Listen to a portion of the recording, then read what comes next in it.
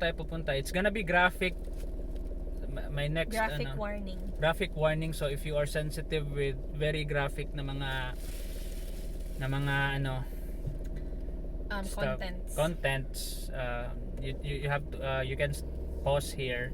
Kasi Skip. yun na punta na tayo doon sa procedure na Unsafe. alam na mga babae na they will go through it. Alam na nila na illegal. Alam na nila na They can go to jail. They can go to jail. Alam na nila na ang stigma ng society, the conscience na dadalhin nila kasi yung belief nila they're doing murder. They still do it. They still do it. And then here are the processes ng abortion. So at ano yun? In the Philippines, by the way, yung data, estimate lang to because it says it's extremely difficult to get number of abortions in the Philippines kasi no one will admit to having one or doing one. So estimates it's 27 abortions per 1,000 women of reproductive age. This is in the year 2000. 27 out of 1,000 in 2000, year 2000. So based sa data way back 2000, that was 22 years ago. And taking into account population increase, estimated that 560,000 abortions occurred in 2008 and 610 in 2012.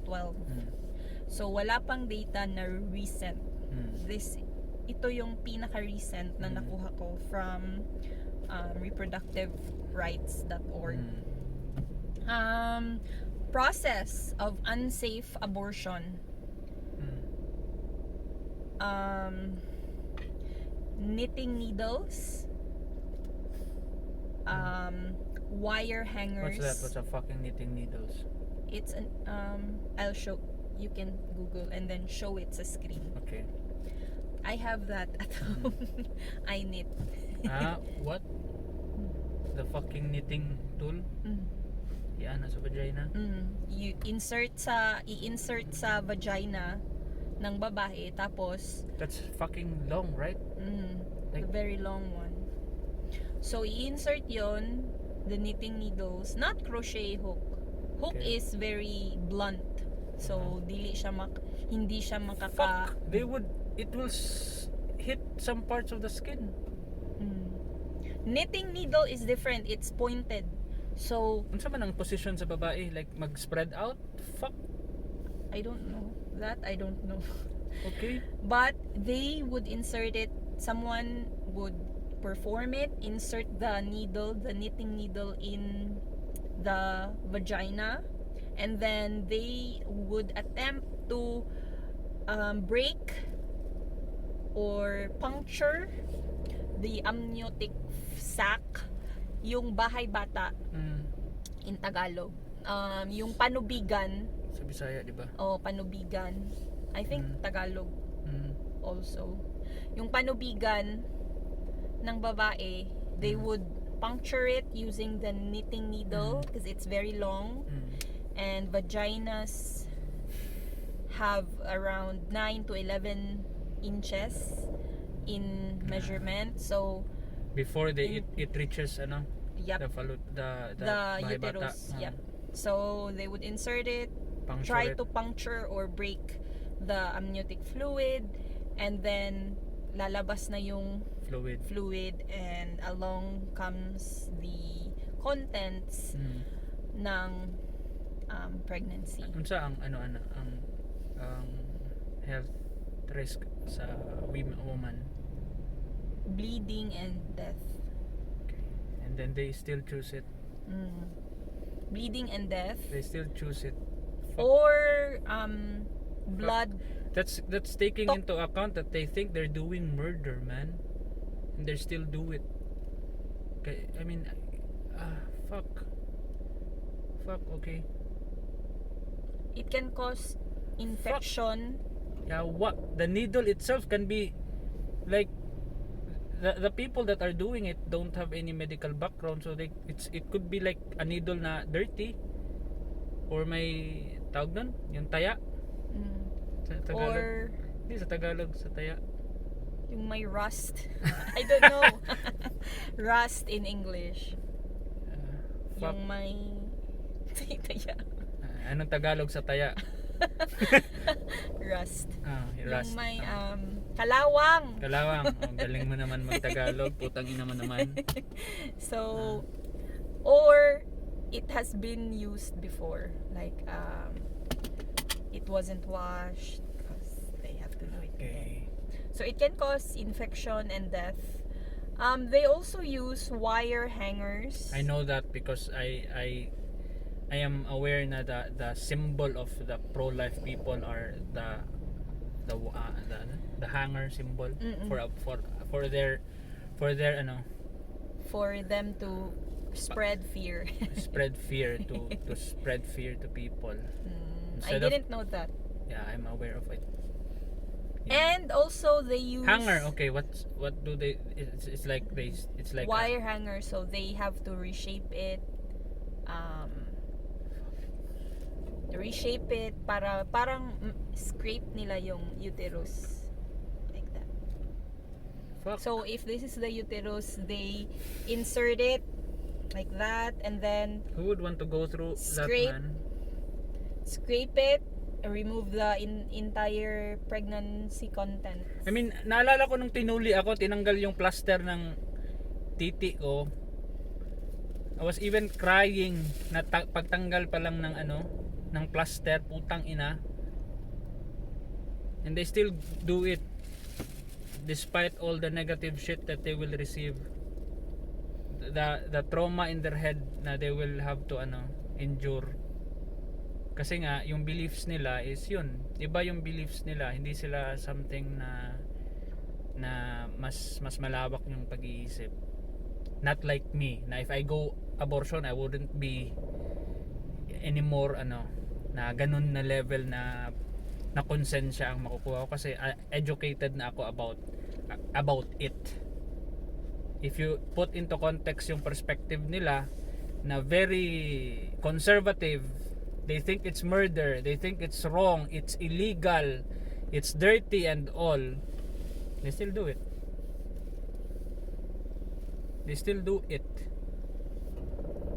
They still do it. Ano pa?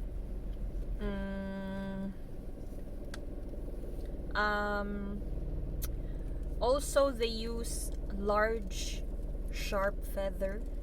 No? Philippines na? Or ba Yep, sa other country? No, this is general. Okay. So large feather like ostrich. I don't know. Maybe. I think the feather is like a bone. No, the branch of the feather is like a bone, right? and Especially on sharper. large or sharper. So anything lagi na sharp, they do it. That's number 1 sa pag do ng unsafe abortion. The second method is yung mga iinumin, yung mga toxic mixture.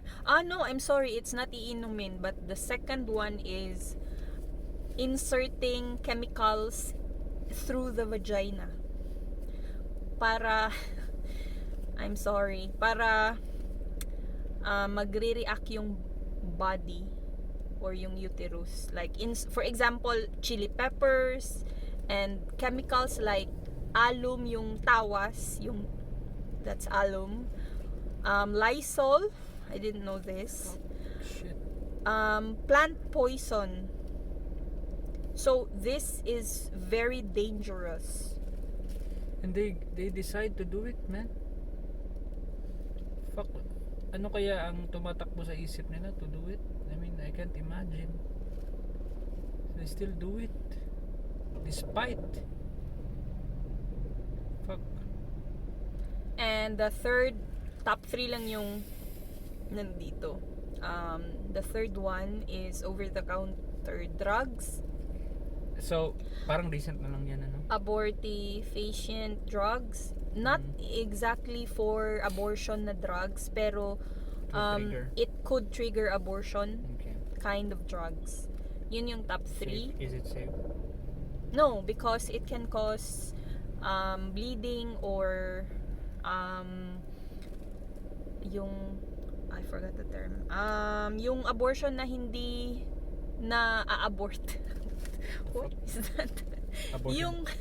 Yung incomplete abortion. Okay. Yun, incomplete abortion. Complete abortion. So may naiiwan sa loob, and when that happens, it can poison the woman kasi patay na or yung dumi na yung nasa So, loob. it could, like, they could go then to the hospital para magreklamo na nalaglag sila. Pwedeng ganun. Yep. That's how they got the data. So, they can bypass the, binabypass nila ang law. Instead of them doing abortion, I would parang i-incomplete ko yung abortion ko para malaglag ako. But you can control it. Control what? The incomplete abortion. It's, for example, Hindi ba, yun lang yung naisip ko na parang siguro yung thought process nila ay ayokong dumaan dun sa mga needles that's so fucking horrendous. Through ganito na lang para half aborted, then I'd go to hospital para i-process na lang talaga nila yung full abortion kasi nalaglag na tawag doon? Na miscarriage ako. So, okay. na-bypass nila ang law. Okay. And ito na yung last data that I was able to gather. Mortality rate sa pag-access ng unsafe abortion, 1,000 Filipino women die every year from abortion complications. So we're part of those countries na mayroong high maternal mortality rate around the world. Okay. Because of this. So that's the data that was able to gather. Misconception, I think yun yung misconception is if you are pro-abortion, you say you are pro-abortion na illegalize yung abortion, you are suggesting abortion. No, we are not suggesting abortion. If I heard na my sister is pregnant and then I would get excited, man. I would be an uncle. I wouldn't suggest abortion if my sister will say na ipa-abort niya or something. I don't know what her decisions would be. I would be sad and I will try to convince her na ipaano. Pero that's just me trying my best to be an uncle. Pero sa kanya pa din yung decision eh. And yeah, it doesn't mean na you are, hindi yun yung tumatakbo sa isip ko pag ganun, pag I'm pro-abortion, no, abort that kid, no, I'm not like that. I am just giving women a better option kasi yung only option nila is to die or to undergo a very traumatic na experience Or be a mom. or Extreme. fucking is extreme to be a fucking mom. You just nag-sex ka lang eh. Masarap kasi yung sex, and isa pa your country is so fucking ignorant with sex, so hindi lahat safe sex dumadaan sa safe sex kaya nape-pregnant. So there's nothing wrong in having sex. What's wrong is yun na yung dilemma. Doon ka na napuput na na nasa dilemma na if you go through this pregnancy, you'll be a mom, your future will be cloudy na, Or even if hindi ka pa nga pregnant, cloudy na nga by default eh, kasi in the Philippines the life is nang nakaset gameplay settings is hard na unless you're rich. For me, after I gathered the data regarding abortion, and then I weighed things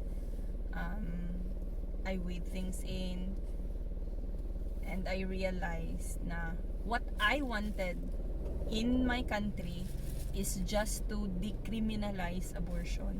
Because I don't have hope na malilegalize siya ever. What's the difference? Decriminalizing and legalizing? Legalizing, you can do it. I think that's what Like, means if doctors can offer you abortion. so that's legalizing na. Legal na siya. But if you Decriminalize it. decriminalize it, you're legalizing. Mura man siguro eh. You're legalizing na doc. okay. You're legalizing. That's what legalizing means. You no longer criminalize the people. That's just I think helping. na siya That's just- thin line. Meron siyang thin line between may difference We're siya. not lawyers. I don't know. Because when you decriminalize it, if No, it's the same. It's the same. You're decriminalizing. You are legalizing it. It's legal now. Wala nang ma-i-imprison na doctors and women. what if it's illegal but not criminal? Buang. So, yun yung mga misconception. It's not us. It's us just getting the bigger picture na if you can't stop this shit. Women will still get you can have the you have the option to teach safe sex, but look at how ignorant Philippines is when it comes to sex. Hindi siya something na I would endorse to people, I would suggest to people kasi nga I have a very conservative na lining. But it's something na I would love to the Philippines to have, na women at least have the women the option they will then decide. Hindi naman natin binibigyan sila na hey pa-abort mo na yan. No, At least safe naman, safe, and yung life ng babae binibigyan ng importansya. oo. Tas meron namang mga doctors na would love to help women din, like same ng view ng sa amin, but they aren't allowed to do it. So they would love to save the woman, pero yun na, kasi illegal sa kanila na maggumawa ng abortion, hindi nila ginagawa, and namatay yung babae na under their care. So gusto ko na malegalize siya sana. Let's support politicians na are for abortion, kasi the bigger context here is people will still choose to abort their pregnancy, and there's nothing we can do but to help assist na lang sila. You can still talk them out of it, pero at least meron silang choice or meron silang option ng safer. Yun lang, safer option lang. They don't have to go through that needle shit, that hanger shit, that poison thingy na ipasok sa vagina. I mean, we're not in the barbaric age, man. Ang dami na nating progress sa medicine na could easily fucking help those women na mag-terminate ng pregnancy nila without any problems. Again, if you're thinking na we are pro-abortion even up to the 7th month, no.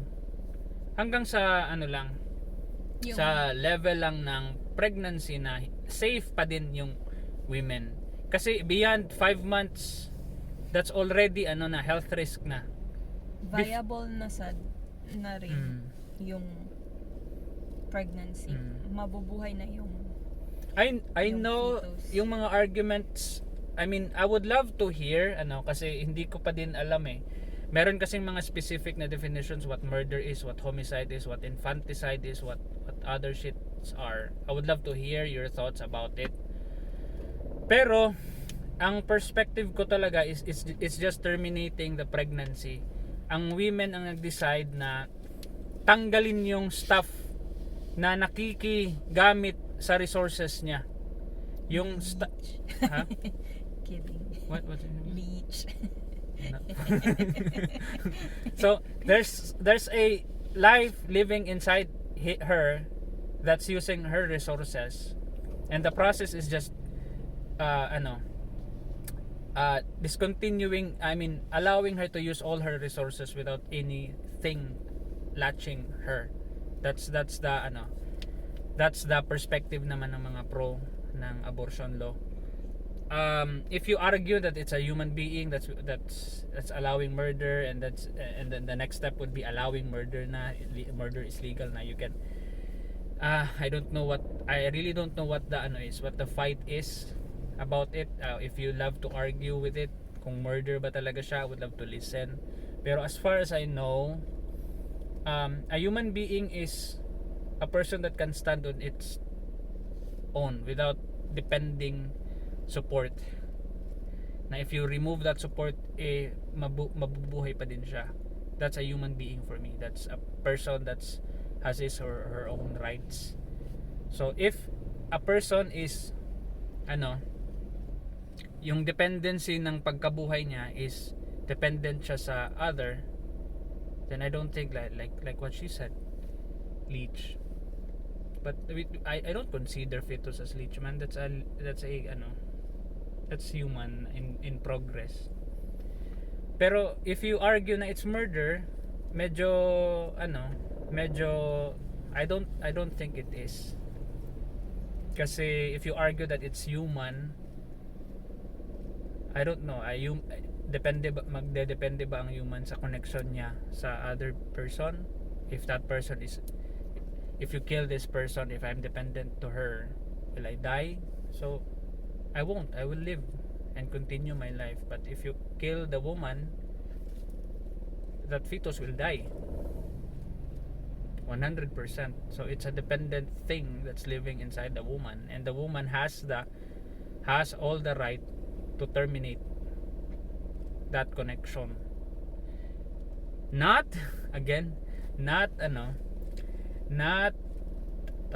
suggesting it, but just giving the woman options. The woman, do you think may say yung men? Yung men. So wait. Before that, like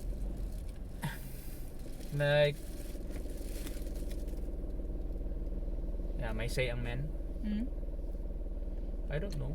That's your body. I can just try to. What if yung boyfriend, let's say it's a relationship, not rape, and then nagka-aksidente lang talaga, and then the man wants to, I can try to argue, I can try to persuade you to not undergo it, pero at the end of the day, it's your body. So wala, may say ako obviously, pero you have this decision.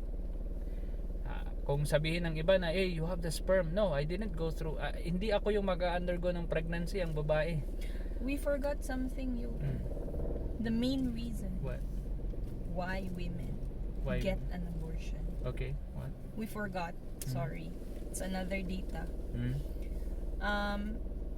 Top 1 reason ng mga babae why they undergo abortion is financial incapability to continue the pregnancy and to have the kid or the baby. Yan, nakalimutan ko din.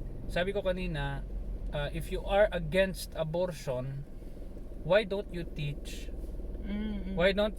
safe sex to people? So eto na yung mga contradicting na naman sa na may influence ang church eh.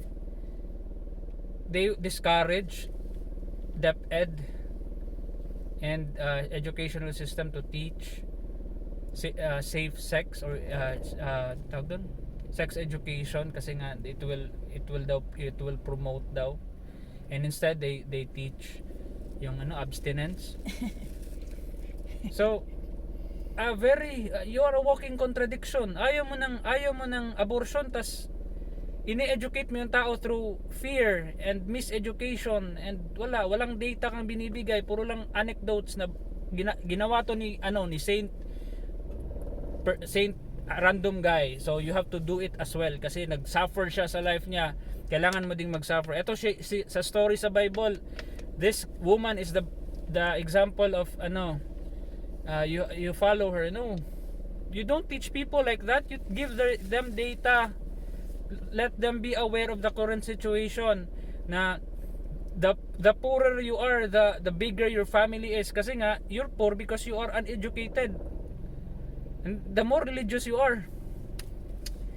So there's this like there's like this pattern. The countries that we mentioned earlier na bawal ang abortion, it's because of religion, I'm sure. It's not because of science or data, it's because of beliefs. So this is what I will say. If you are against it, ipagbawal nyo sa church. Wag nyong i-bar yung state na illegalize siya. Kasi hindi naman based on Bible yung state eh. It's based on data, it's based on human opinions, it's based on reality. So you can still try to meddle with politics, pero you're so powerful na politics can't even do shit. So until now illegal pa din siya. And yun yung you're a walking contradiction. Ayaw nyo sa abortion pero hindi nyo din ini-educate yung mga tao nyo na eto yung safe sex, gumamit kayo ng condom. Hindi, pinagbawal nyo pa nga yung condom eh. Pinagbawal nyo pa nga yung IUD, yung pills. So it's a fucking walking contradiction. So either you allow abortion para to take care of the women, maybe, or educate the women. Conspiracy. I think the church they let women do abortion indirectly so that women would be guilty and then they would go to church more. That's a I'm just kidding. I mean, yeah. So please, guys that are anti-abortion, if you are anti, teach, at least do your part and teach about safe sex. Encourage them to you can't control hormones, man. It's a natural thing, especially when teens reach 17 and 18. The fuck, grabe na yung hormones dyan, and you introduce abstinence to them, they will go crazy. So instead, what you'll do is educate them. I wasn't educated with sex. I did a lot of unsafe sex dati, and I could have I could have ended in a very different path now. Pero swerte, may mga swerte, may iba na unlucky and are going through life now with their child na kung gusto pa, I bet na they would still want, they would say na I would still choose my son or my daughter. Once ma-attach you have already attached, so obviously you would say that. But let's be honest, you'd want to spend the money on yourself, on the things that you want, on your family to help them, not on a random kid na you spawned in this shitty hellhole.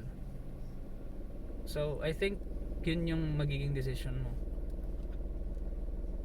So misconception again, yeah, we're not suggesting it. I'm sure I think my wife has a different view on it, pero I am not suggesting it. I just want an option for women, a better option. I'm not suggesting na hey, go abort. No, a better option. They can still be, meron pa din yung pressure sa kanila, obviously. They would still think it's murder. They would still think they're doing something that's wrong. But at least yun na lang yung bagahe nila, hindi na yung health risk na they would have to go underground on a black market to buy a drug na pwede nilang ikapahamak. Punta na lang sila sa hospital and do the abortion, which is much safer sa kanila, and they will gain a better understanding. I bet that the doctor will reprimand the woman na kung di ka pala ready manganak, mag safe sex ka, gamit ka ng condom, gamit ka ng pills, di ba? Who wants to go through it, right? true. Do you have something to add pa? I think abortion should be the last option. Hmm? It's not contraceptive because conception already happened, but it's, how can I say this? Okay. Nandyan na yung pregnancy. Yep, So- nandyan na yung pregnancy. So it should be the last. option Okay. to still be, child free if you don't want to have a child. I think it should be the last option for women. But I do hope na even, because it's difficult in my position, kasi even for those women na final na hindi na talaga mag-aanak, it's difficult for us to get a permanent contraceptive because the doctors would encourage us to do a temporary contraceptive just in case we change our mind. So I think it should be decriminalized. Abortion should be decriminalized. But sana ibabalance so that people like you Won't get uncomfortable and people like me would get persuaded na at least balance it. Parang legalize it but with restriction na lang siguro. And then, isa pa, if you really are against it, push your priests to be, tanggalin nyo sa membership nyo yung mga babae na, na are pro-abortion but are Catholic. Takot kayong gawin yan, kasi mawawalan kayo ng membership. Mawawalan kayo ng donations. So, again, you're a walking contradiction. If you are against it, gawin niyo siya na bawal talaga at discriminate your members that are pro. Tanggalin niyo siya sa membership niyo. Don't allow them to enter the church kasi nakagawa sila ng sin. But allow other people that are not under your church to have the rights of their own bodies, to have better options, to allow them to decide for their own bodies kasi they are adults and they know the price of every decision that they made, and sila na bahala doon. Hindi mo na problema yun, katawan nila yun eh. And also, if you notice, yung data na nagather ko, medical data, it doesn't answer the complicated topic or issue when it comes to abortion. What's a complicated one? If it's murder or not. Okay. So hindi siya wala. So misconception yun. I think. Misconception na if how can I word this? It's misconception na because of the data magiging hindi na murder yung abortion for some people. It's not. The medical data. It doesn't say whether it's abortion or it's murder or not. Okay. It does not. If you want to think that it's murder, you can still think about that. Take it that it's murder. You're not. It's sudden. Just because illegalize natin siya, doesn't mean na it will contradict your beliefs. So you can still think and fight that it's murder, but at the end of the day, your church is not the state, and whatever the state decide, we can argue using facts, data, and whatever kind of arguments that we have to support our beliefs. Hindi Bible, hindi Quran. So if you have if you are against it kasi murder siya, I would love to hear. Kasi hindi ko din alam baka at the end of the day. Yeah, because it doesn't yung mga medical evidence kasi it doesn't address the societal the society's moral issues. Okay. Doesn't address at all. So it's a different take on abortion. Okay. Siguro baka merong arguments diyan na again, hindi kasi black and white ang mundo, may mga nuances eh. So if it's murder, baka meron tayong arguments diyan na would not if someone can baka hindi murder provide hindi murder ang tawag, baka iba yung tawag diyan. But for me, yun na nga na-express ko na kanina, I wouldn't consider it as murder. It's just terminating the pregnancy. You would say na I'm just rehashing or rewording just like what you did there. Aquinas. That's like what Aquinas did with the double effect. But for me, yun. Pero hindi ako technical, so I would love to hear, especially on the people that are really expert on the topic. Now, we're not experts nga pala. We're just talking about it. We're just we are entertaining ideas. But I am pro-abortion. I would love it to be passed. But if you have better arguments to persuade me na dyan, you're on the wrong side, mali yan, ito yung ito yung take ko about it. And ito yung mangyayari kung magiging legalize siya and mag-end of the world na. So, yan. And for me as well, it's not murder.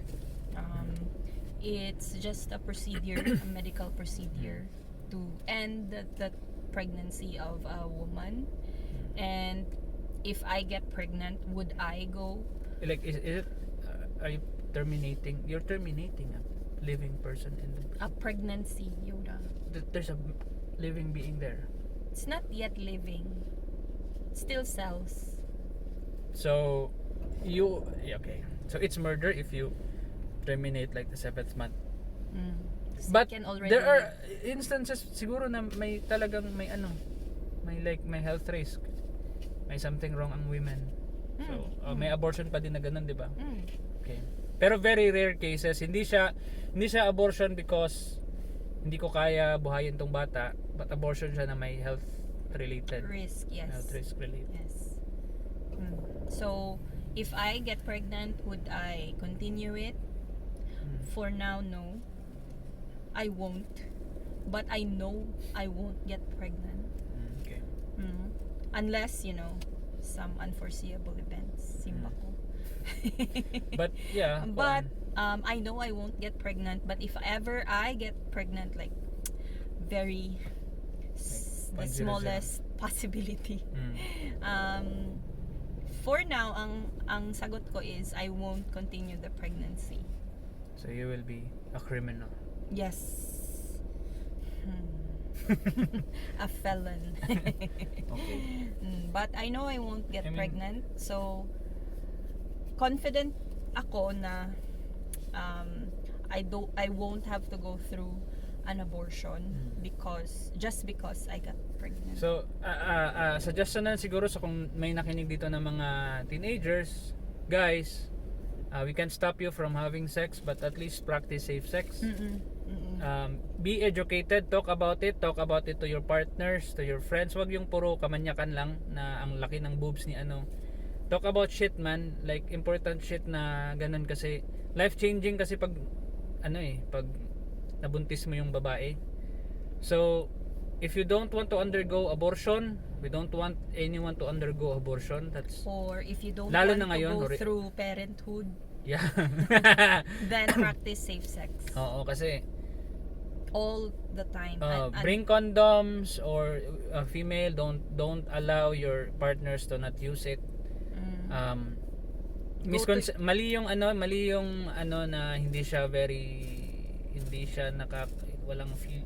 Sabi ni Duterte na para daw kumain ka ng candy na may hindi mo tinanggal yung wrapper. That's bullshit.